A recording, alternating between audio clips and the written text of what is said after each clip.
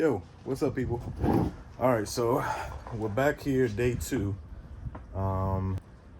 Took the trans out the first day, the clutch out and everything.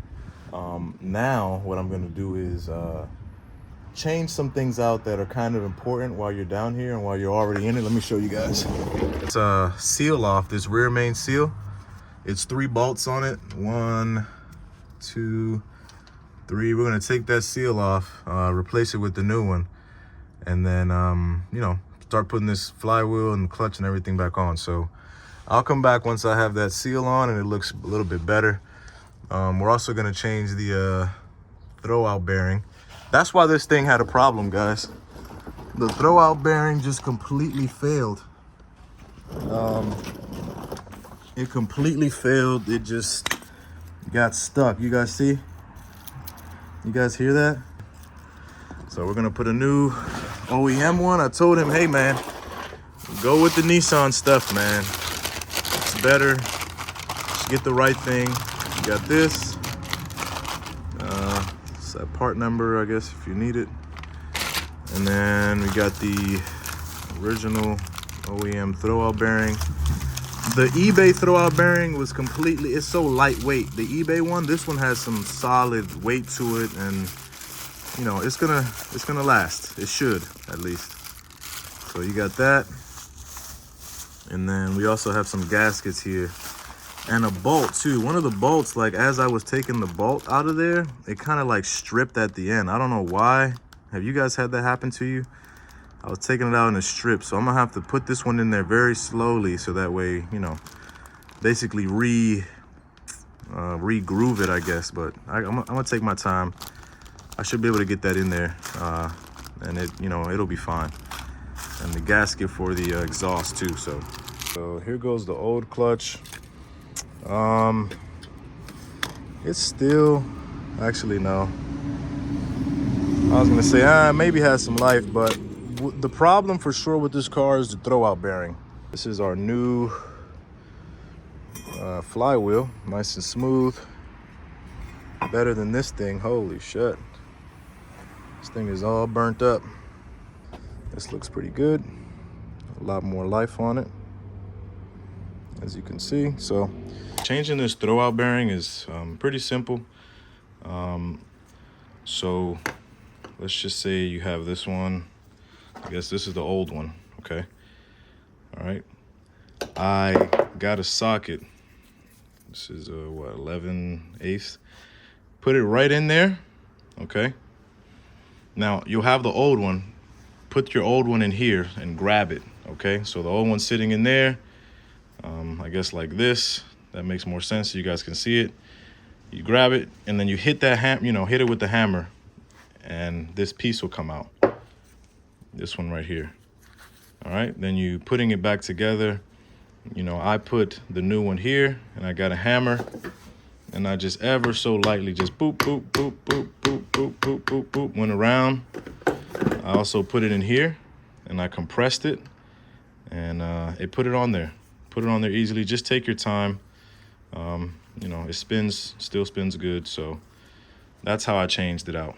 When you put this thing back together, make sure you put a lot of grease and stuff in here. Put some grease in there.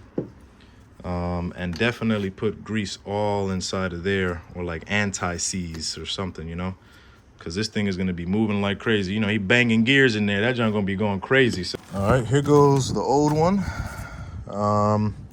Wasn't leaking. Gasket's nice and soft, but I'm telling you, when you're in here, guys, just replace it, because she would have leaked. If I would have put that thing back together, it would have started leaking out of nowhere. Here goes the new one. It brings this thing at the bottom. It's like a plastic, it's like another gasket type of thing, but this is still good. I don't know why they don't sell this together as like one thing. You're gonna put some gasket maker right here, all throughout that bead, all throughout. And also put some gasket maker here too, okay? Put some here. I'm gonna use, I just hit my head. I'm gonna use this stuff. This is what I'm using, high temperature. And let me show you in here. So it's nice and clean. You guys see that? All in there, you see, nice and clean. So when that gasket touches it, you know, it'll seal properly. And then I sprayed it with some brake or carb cleaner. Okay, nice and clean. You can use some of this sandpaper, a maroon scuff pad, to just, you know, lightly scuff all the stuff away. This is what it looks like before it goes in there. Put that piece at the bottom too.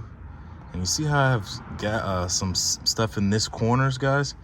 Make sure you put some in those corners, man, because the corners like to leak. So that's what it looks like. You guys see it. Tighten these, do the torque specs, look online. I don't know what they are right now. Just Google it real quick what the torque specs are. I just tightened it really, you know, nice and snug, not too aggressively. When you're putting this in, right, this is gonna blow you because this thing kind of moves. It keeps moving around. I didn't put any gasket inside of there because the old one didn't have any. So what you want to do is, you know, position it, you know, like get the bottom seal in first inside of here, get that lip in first, and you can really put your finger on it as it's going in, so that way the seal kind of like tucks in and it goes in flat. All right, push the seal in and then push the piece at the same time. All right, so that's in. I'm going to get the flywheel on. You guys got it in there. Torqued it down, so put the bolts in there. It has this little circle. That little circle, there's a little notch on the crankshaft. You got to just line that up, and so that way it sticks on there. Tighten the bolts to 70 foot-pounds, okay? Tighten them all up evenly, so it's like so it's like a square. So do this one. So I'm sorry. So do this one, do this one, do this one, do this one, all in an X pattern, okay? Once you do that, loosen them all up, okay, in the same X pattern. Loosen them all up. Put some red Loctite on it. This is what they said. You know, I looked up the forums and stuff. Put some red Loctite on the bolt and then tighten it again to 70 to 75 foot-pounds. So the bolt that had a little bit of stripped inside, I went ahead and tightened it and loosened it really slowly, and then I basically remade the threads in it, and it's tightening up to 70, so I know it's good. Now comes cleaning this off with some brake cleaner or something really good. This is where our clutch is gonna go, so I'm gonna put the clutch on and the pressure plate, and then try to get that trans on tonight. Clutch in, the pressure plate on. My little guide here, nice, and goes in nice and smooth. These bolts right here are 29 foot-pounds, okay? All the way around, 29 foot-pounds. 29 foot-pounds all the way around, and you don't have to put, well, I didn't put Loctite on it. It didn't have any when I took it off. It looks something like this. You got grease inside of that hole right there. You got grease on the back. You got grease in here. And you have some, this is anti-seize, by the way. Grease, anti-seize, all that stuff works. I put some all over there back there, all right? Make sure you got full range of motion there. Yeah, no, it works. My transmission's ready to go. You got our new throwout bearing. We got some nice anti-seize grease all over that thing. And we're gonna go ahead and install that trans now. Line everything up, put it up in the air, and see what happens. Oh, when you're tightening this up, this is a quick point. When you're putting torque on this is gonna want to move on you. I jammed it in place with one of these little, I don't know what the actual name is, but you see how it's stuck on one of the teeth up there? And it just jams it in place so I can go ahead and apply that right torque, all right? But all I gotta do is move it, and she comes right out. So, time to put the trans in, yay! Ooh, oh my gosh. Guys, I'm back. I'm sorry I didn't record more of me actually getting the transmission in. It was difficult to get the right angle for you guys to see it. A couple things that I want you guys to know, man. Doing this on the ground is difficult, okay? I'm not gonna lie to you. You need a transmission jack for sure. And preferably for it to have these little hooks on it, because you need to have that transmission as straight as possible, okay? so that way it can go in, you know, the pilot bush. So let me show you guys what it looks like. You got the trans in. Everything's nice and bolted up. I turned it on already, so I know, you know, there's no leaks from the front, you know, that seal that I put in there, that rear main seal. I know that's good. It's been running for like 10 minutes or so, no leaks, so I'm really happy about that. Also, some of the transmission oil leaked out, and I had to just add some fresh one. You see up here, you loosen that up, and then you can just add the transmission oil in there. The manual transmission oil, okay? What I did was I, you know, leveled the transmission as best as possible. I slid it in there. And then I got a bolt, one of the bolts. I started one of the bolts so that I knew it wouldn't move, and then I could, you know, push it in the rest of the way. Once I bolted up all the bell housing bolts on the transmission, I went ahead and connected my cables and stuff. Oh, that wire back there, make sure, let me get the right angle.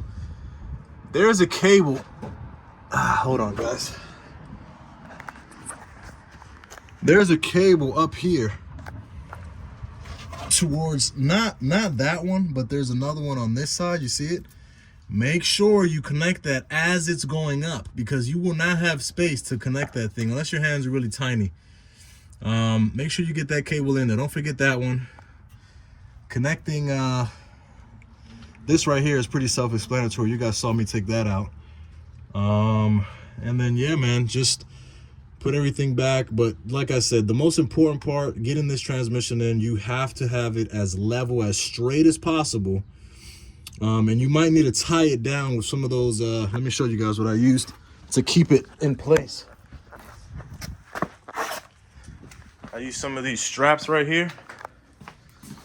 I use some of these straps, and then I put it like around this this thing here, like around the front here, so that way it could just stay in place. I put it, you know, towards the front, because what happened was my transmission, when I was trying, it was leaning back and it wouldn't go in, so I had to make it lean forward, or you know what, just actually I had to make it just, you know, as straight as possible for it to get in there. If you have a lift, do it on the lift. It's not impossible to do on the ground, but it just makes it more difficult, all right?